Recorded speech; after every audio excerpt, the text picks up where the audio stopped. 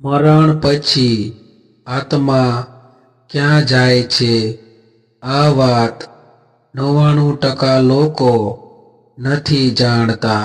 શું તમે ક્યારેય ગંભીરતાથી વિચાર્યું છે કે મરણ પછી આત્મા ખરેખર ક્યાં જાય છે?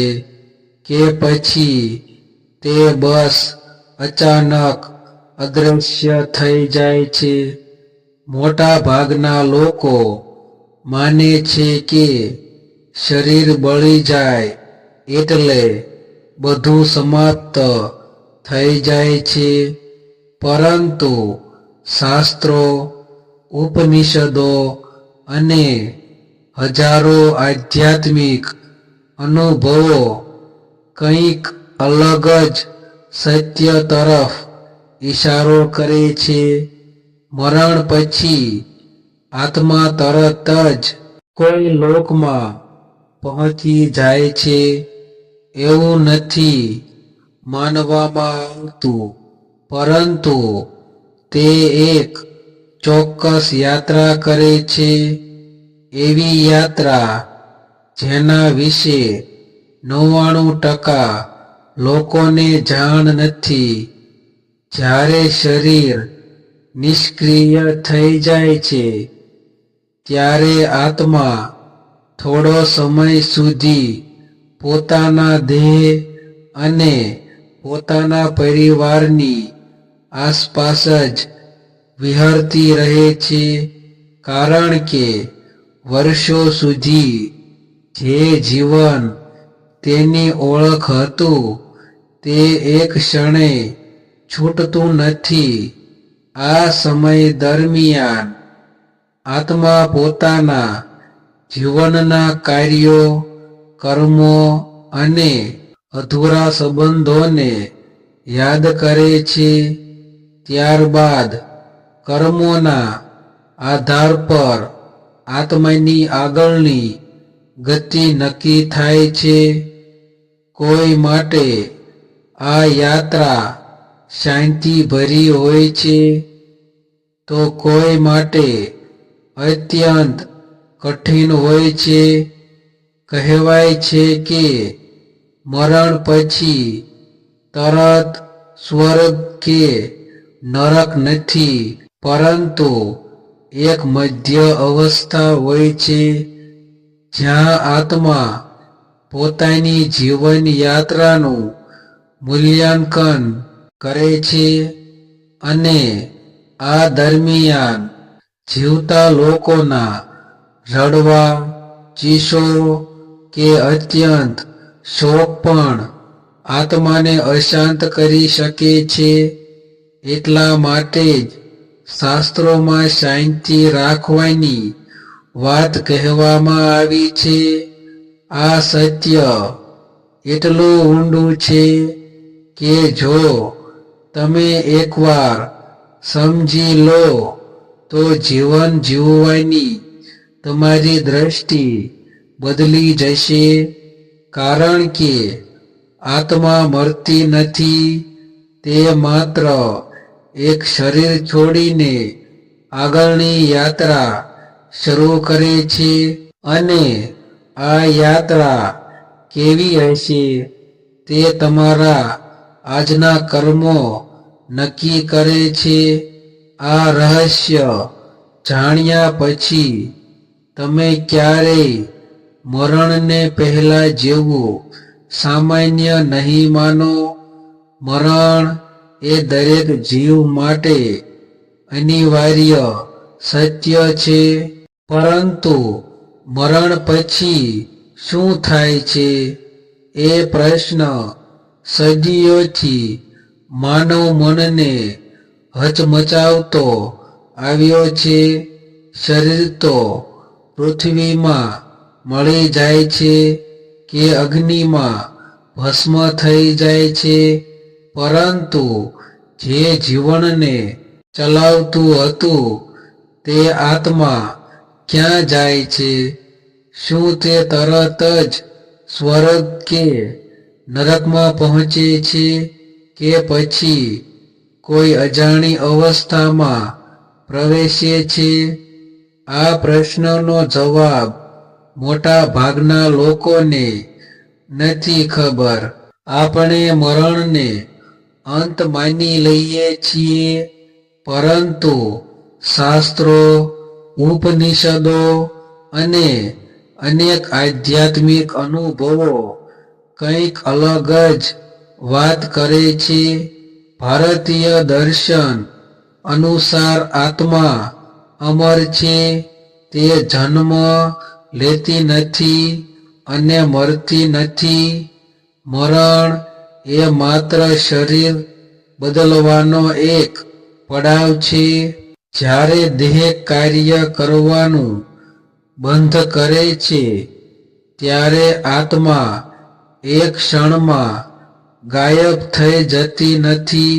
કહેવાય છે કે મરણ પછી આત્મા થોડો સમય પોતાના દેહ, ઘર અને પરિવારની આસપાસ જ રહે છે, કારણ કે વર્ષો સુધી જે જીવન, સંબંધો અને લાગણીઓ તેની ઓળખ બની હોય છે, તે અચાનક છૂટતા નથી.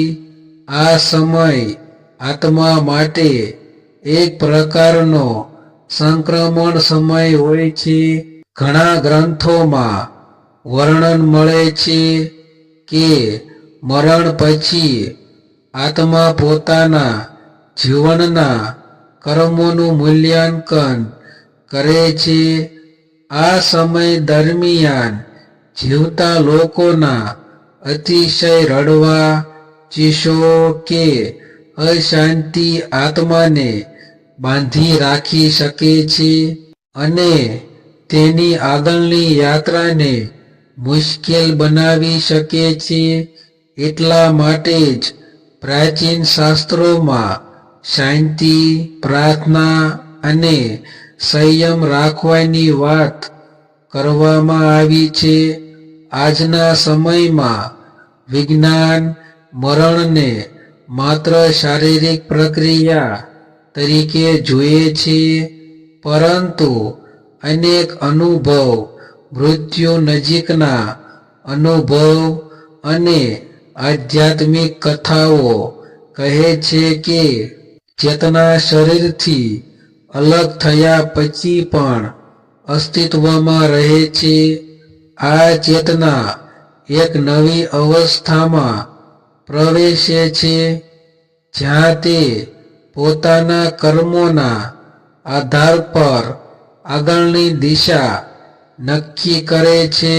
આ વિડીયોમાં આપણે સમજવાના છીએ કે મરણ પછી આત્મા ક્યાં જાય છે, તે કઈ અવસ્થામાં પ્રવેશે છે, શાસ્ત્રો શું કહે છે, અને આ સત્ય જાણવાથી આપણું જીવન કેવી રીતે બદલાઈ શકે છે.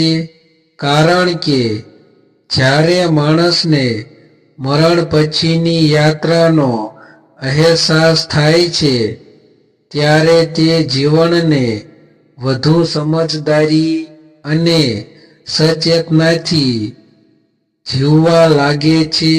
જ્યારે મનુષ્યનું મરણ થાય છે, ત્યારે શરીર નિષ્ક્રિય બની જાય છે, પરંતુ આત્માની યાત્રા ત્યાંથી શરૂ થાય છે.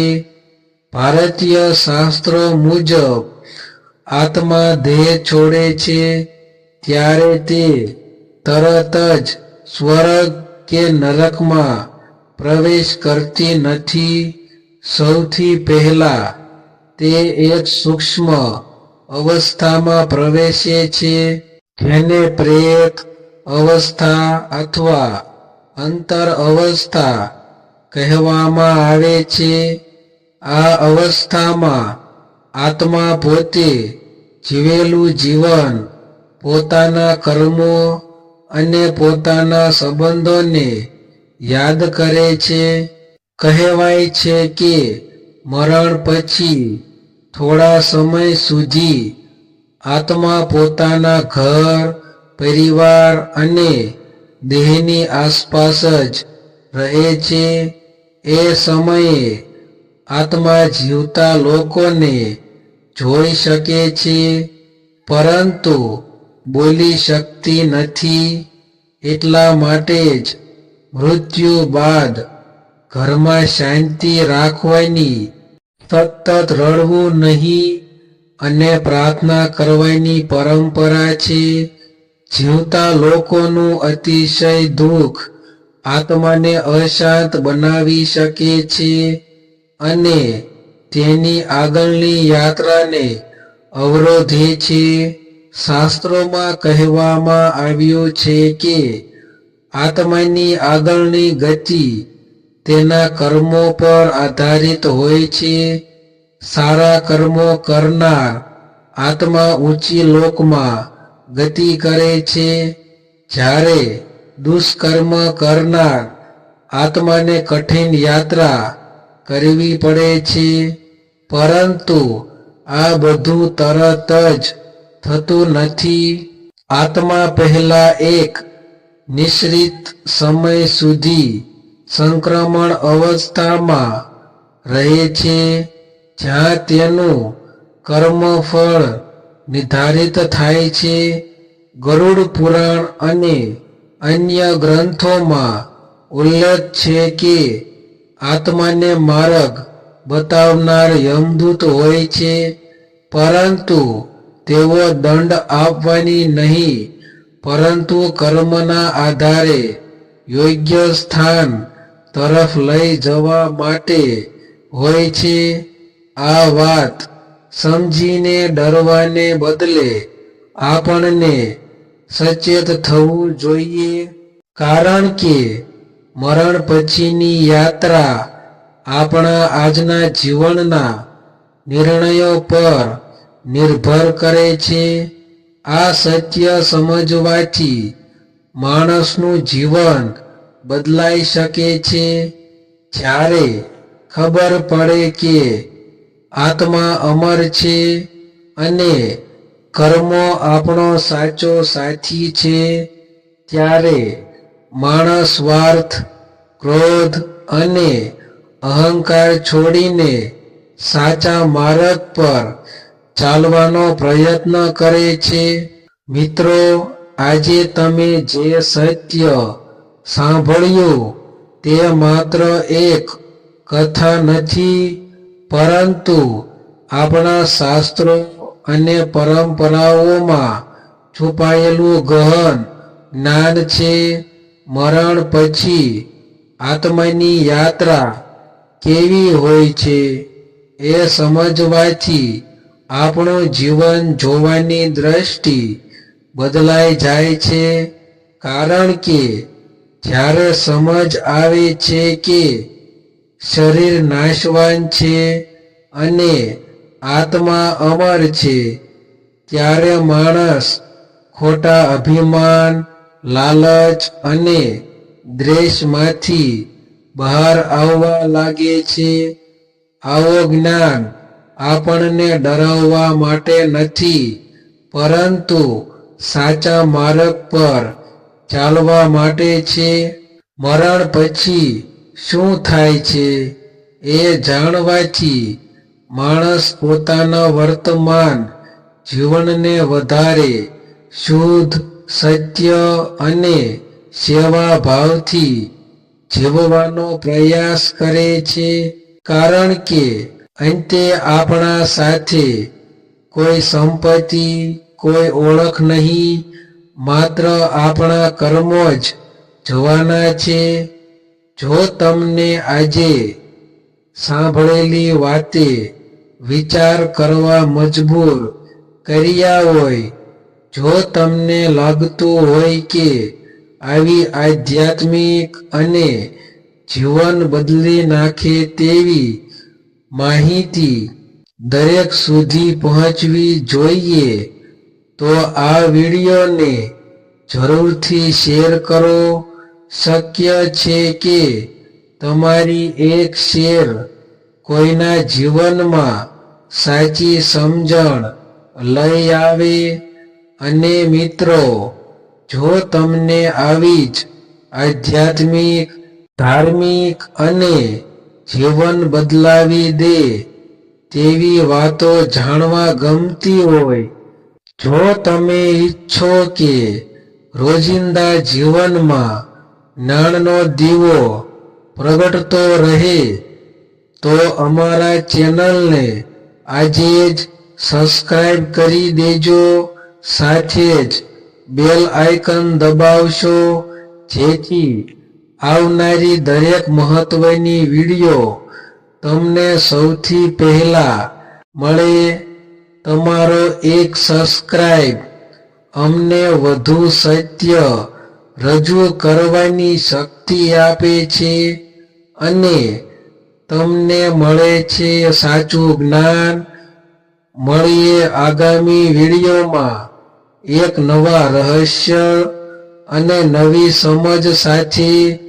જય માતાજી.